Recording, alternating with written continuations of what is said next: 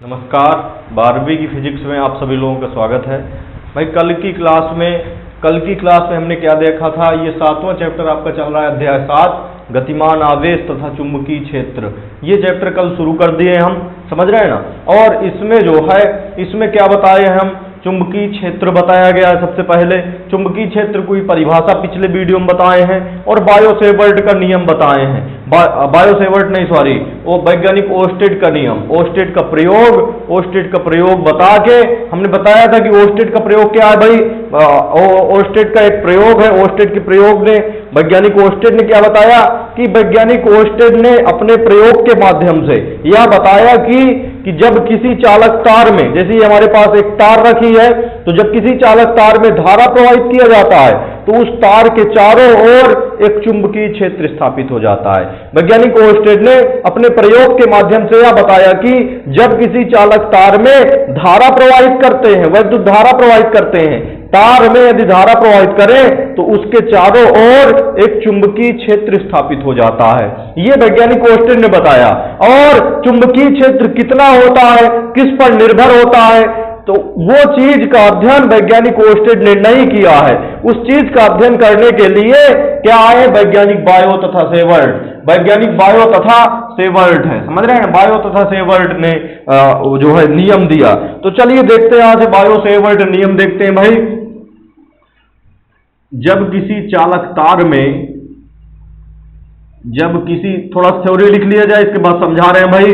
जब किसी चालक तार में, सभी लोग लिखते चलिए, जितने वीडियो देख रहे हैं भाई सभी लोग बढ़िया कॉपी बनाते जाइए, नोट्स बनाते जाइए। तो जब किसी चालक तार में धारा प्रवाहित की जाती है, जब किसी चालक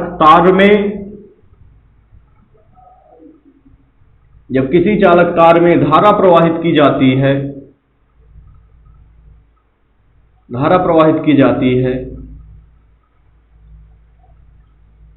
जब किसी चालक तार में धारा प्रवाहित की जाती है तो तार के चारों ओर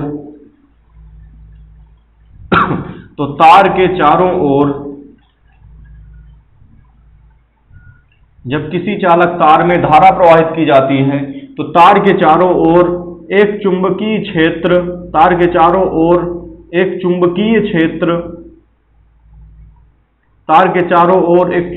क्षेत्र स्थापित हो जाता है। तार के चारों ओर एक चुंबकीय क्षेत्र स्थापित हो जाता है। इस चुंबकीय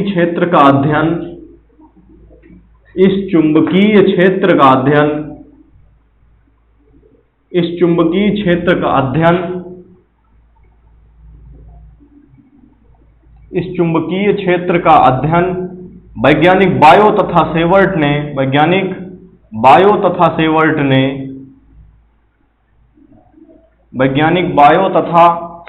ने इस चुंबकीय क्षेत्र का अध्ययन वैज्ञानिक बायो तथा सेवर्ट ने अनेक प्रयोगों के माध्यम से किया। अनेक प्रयोगों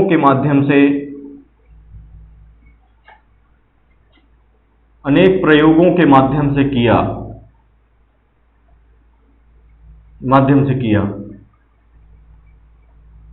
जिसमें उन्होंने यह बताया कि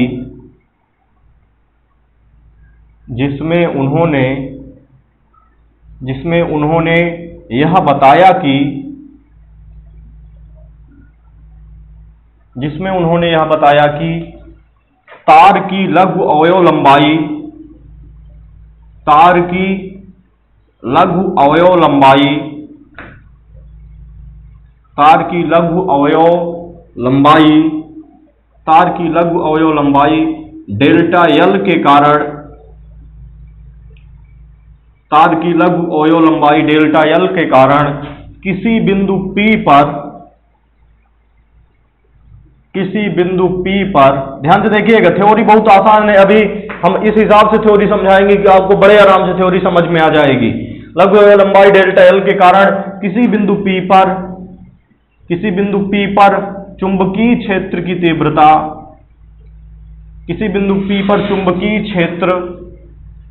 चुंबकीय क्षेत्र डेल्टा बी, चुंबकीय क्षेत्र को किससे व्यक्त करते हैं भाई? डेल्टा बी से। किसी बिंदु P पर चुंबकीय क्षेत्र डेल्टा बी निम्नलिखित कारकों पर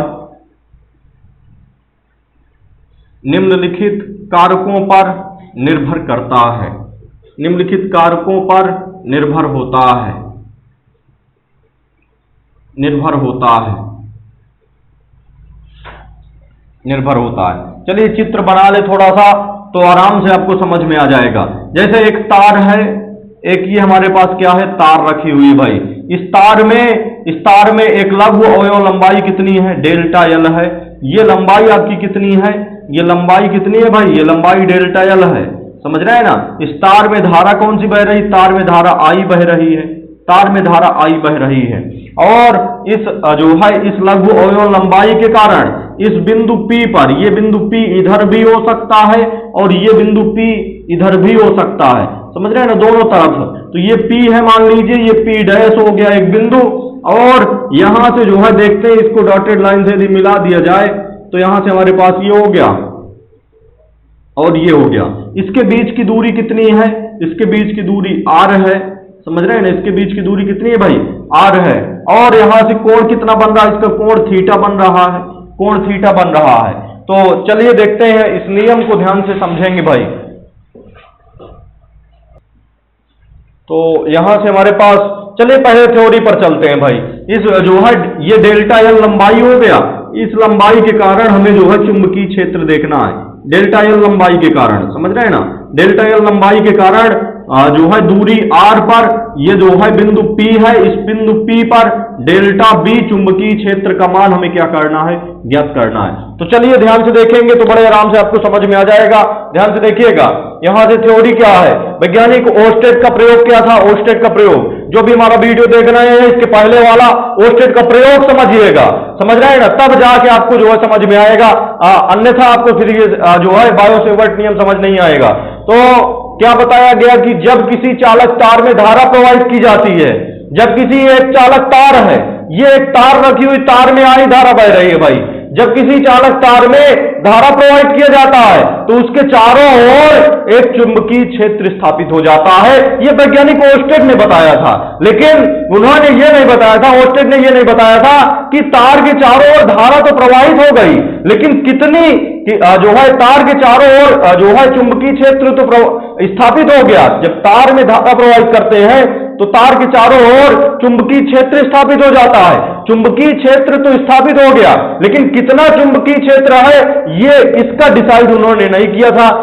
ये जो है ये गणना नहीं कर पाए थे उन्होंने।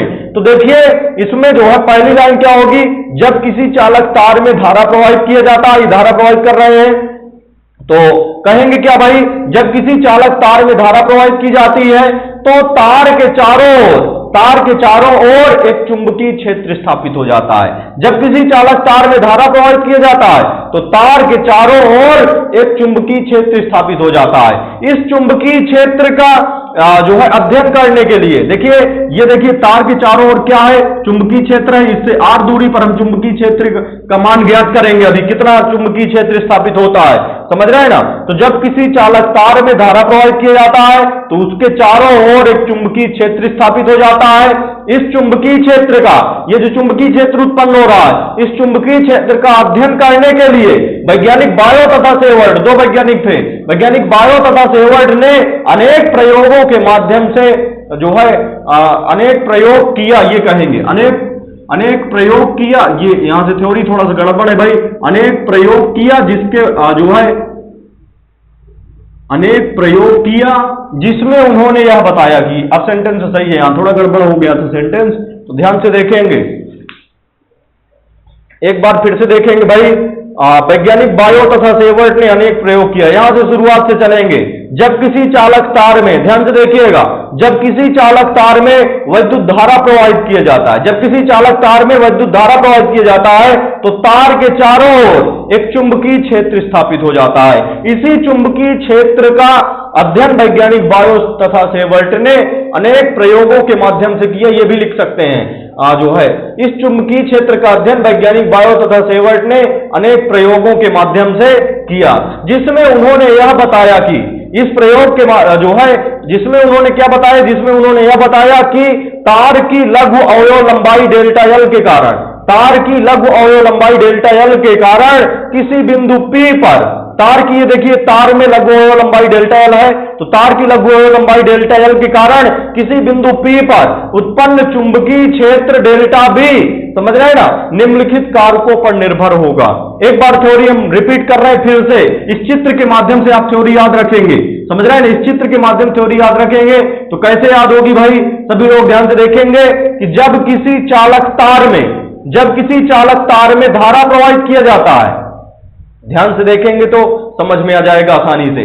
जब किसी चालक तार में धारा प्रवाहित किया जाता है तो तार के चारों ओर एक चुंबकीय क्षेत्र स्थापित हो जाता है। जब किसी चालक तार में धारा प्रवाहित किया जाता है तो तार के चारों ओर एक चुंबकीय क्षेत्र स्थापित हो जाता है। इस चुंबकीय क्षेत्र का अध्ययन, ये जो चुंबकीय क्षेत्र स्थापित हो गया, समझ रहे हैं ना, इस चुंबकीय क्षेत्र का अध्ययन वैज्ञानिक बायो तथा सेवर्ट ने अनेक प्रयोगों के माध्यम से किया।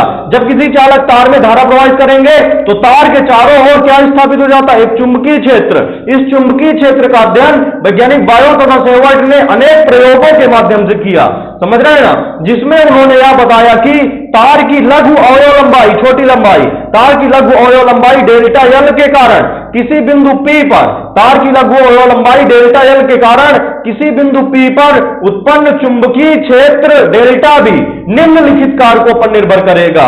मतलब डेल्टा B जो है कितनी बातों पर निर्भर करेगा वो देखेंगे, जो है डेल्टा B हमारे कितनी बातों पर निर्भर करेगा, चलिए देखते हैं यहां से।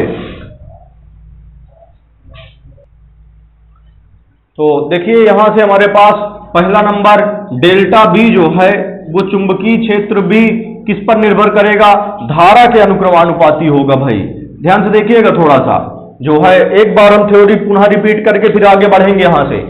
जब किसी चालक तार में विद्युत धारा प्रवाहित किया जाता है तो तार के चारों ओर एक चुंबकीय क्षेत्र स्थापित हो जाता है। पहली लाइन, जब किसी चालक तार में धारा प्रवाहित किया जाता है तो तार के चारों ओर एक चुंबकीय क्षेत्र स्थापित हो जाता है। इस चुंबकीय क्षेत्र का अध्ययन वैज्ञानिक बायो तथा सेवर्ट ने, इस चुंबकीय क्षेत्र का अध्ययन वैज्ञानिक बायो तथा सेवर्ट ने अनेक प्रयोगों के माध्यम से किया, जिसमें उन्होंने यहां बताया, बिल्कुल समझ लीजिए, आप समझ रहे हैं ना थ्योरी, इसको समझ के याद करिए। जब किसी चालक तार में धारा प्रवाहित किया जाता है तो उसके चारों ओर एक चुंबकीय क्षेत्र स्थापित हो जाता है। इस चुंबकीय क्षेत्र का अध्ययन जो है वैज्ञानिक बायो तथा सेवर्ट ने अनेक प्रयोगों के माध्यम से किया, जिसमें उन्होंने यहां बताया कि इस चालक तार की लघु अवयव लंबाई डेल्टा एल के कारण, समझ रहे हैं ना, इस तार की लघु अवयव लंबाई डेल्टा एल के कारण किसी बिंदु P पर उत्पन्न चुंबकीय क्षेत्र डेल्टा B निम्नलिखित बातों पर निर्भर करता है, निम्नलिखित कारकों पर निर्भर करता है। पहला नंबर, जो चुंबकीय क्षेत्र है वो विद्युत धारा I के अनुक्रमानुपाती होगा, समझ रहे हैं ना, ये फर्स्ट कंडीशन हो गई। फर्स्ट कंडीशन क्या है भाई, डेल्टा B अनुक्रमानुपाती I, अर्थात यहां से जो है जो चुंबकीय क्षेत्र है वो धारा I के क्या होगा, अनुक्रमानुपाती होगा। धारा बढ़ाएंगे तो चुंबकीय क्षेत्र बढ़ जाएगा, यदि धारा ज्यादा तो चुंबकीय क्षेत्र ज्यादा होगा, समझ रहे हैं ना। बहुत हाई वोल्टेज का करंट है तो उसके बगल में चुंबकीय क्षेत्र क्या होगा, बहुत ज्यादा होगा। तो जब धारा बढ़ाएंगे तो चुंबकीय क्षेत्र बढ़ेगा। और इसके बाद यहां से ध्यान से देखिएगा, दूसरा नंबर डेल्टा B अनुक्रमानुपाती डेल्टा एल।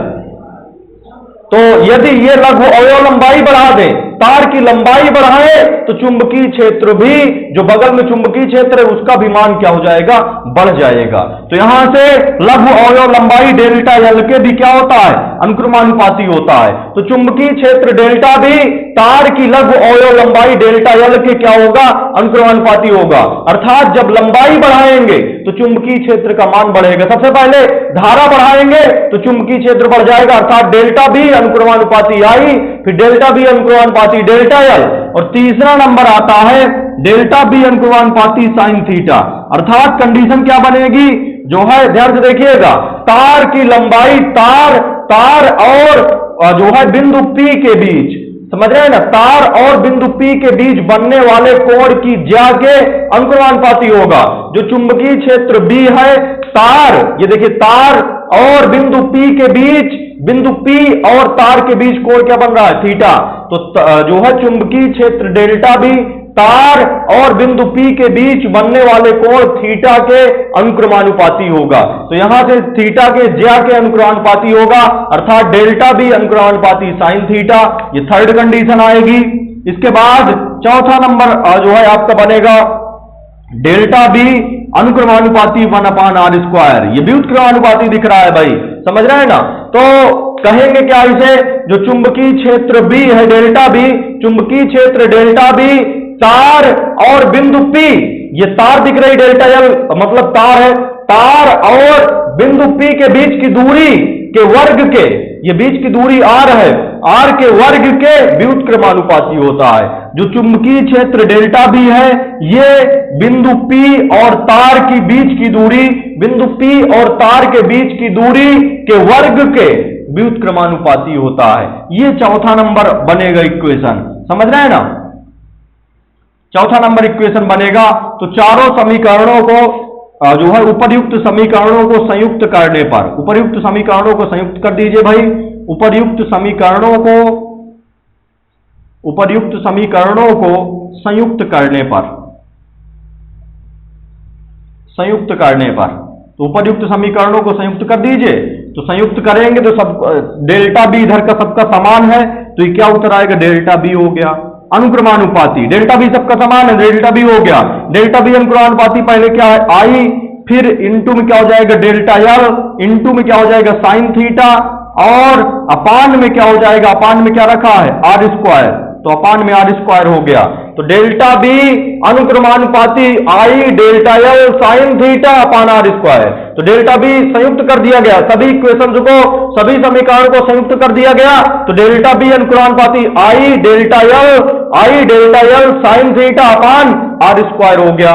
अब यहां से अनुक्रमानुपाती चिन्ह हटाएंगे, जब अनुक्रमानुपाती चिन्ह हटाएंगे तो एक नियतांक आ जाता है, डेल्टा बी बराबर हो जाएगा μ0/4π, μ0/4π। ये देखिए अनुक्रमानुपाती चिन्ह हटाया तो बराबर आ गया, अनुक्रमानुपाती चिन्ह हटाए तो बराबर आ गया, और साथ में एक नियतांक जुड़ गया। अनुक्रमानुपाती चिन्ह हटाया हमने तो एक बराबर का चिन्ह आ गया, और साथ में एक जो है एक नियतांक μ0/4π जुड़ गया। जैसे अनुक्रमानुपाती चिन्ह हटाते बराबर आता तो k जुड़ जाता है नियतांक, k न रख के यहाँ k के स्थान पर कितना है μ0/4π, क्योंकि k हर जगह नहीं हो सकता है, ऐसा नहीं कि हर जगह नियतांक k ही रहे। तो k के स्थान पर यहाँ क्या है μ0/4π, और पहले से क्या रखा है I delta L sine theta, I delta L sine theta upon में क्या है r² रखा है। तो ये हमारे पास क्या होता है भाई, ये बायो-सेवर्ट का नियम है। यहां पर जहां लिखेंगे, जहां μ0/4π एक नियतांक है, जहां μ0/4π एक नियतांक है, समझ रहे हैं ना।